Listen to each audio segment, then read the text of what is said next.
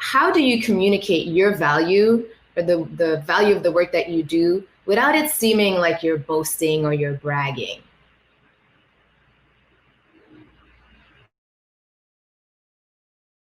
All right, there we go.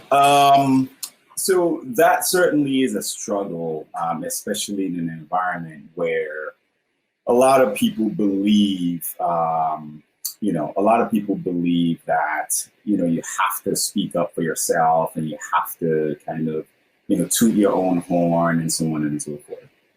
And, I think every time I think about doing that, and I'll be completely honest with you, it's still something that I probably still struggle with to some degree, right?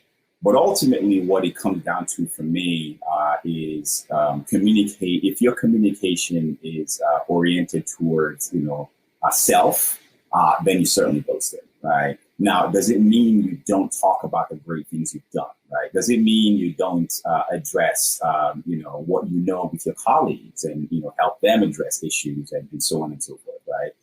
No, it doesn't mean that, right? So then the question becomes, how do I communicate in a way that doesn't have high self-orientation, right? So the first thing I think about is tying it back to results, right? Results for and value for the organization or the company and so on. So that's number one, right? And then it's also about how you communicate. And one thing that I've heard, a lot of people talk about. In fact, MongoDB CEO David Ajayi talked about this in one of our sales kickoffs, which is really around the trust equation. And so people who've heard about the trust equation, you probably know what that means, right?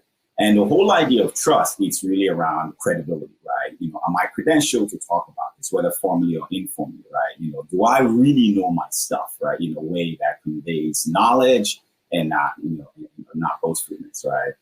Am I reliable? Demonstrating the right actions around what I'm doing and so on. And then the last part is really reliability. Do I demonstrate? Essentially, do I do what I say and say what I do, right?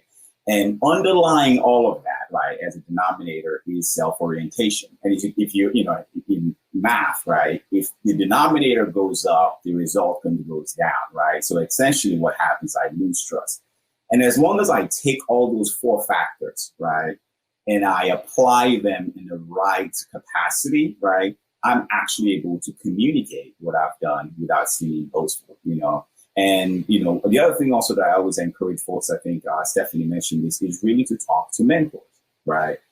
Anytime I have any question, right, one thing I first go to is like, who can I talk to about this? Because a lot of people have walked this path.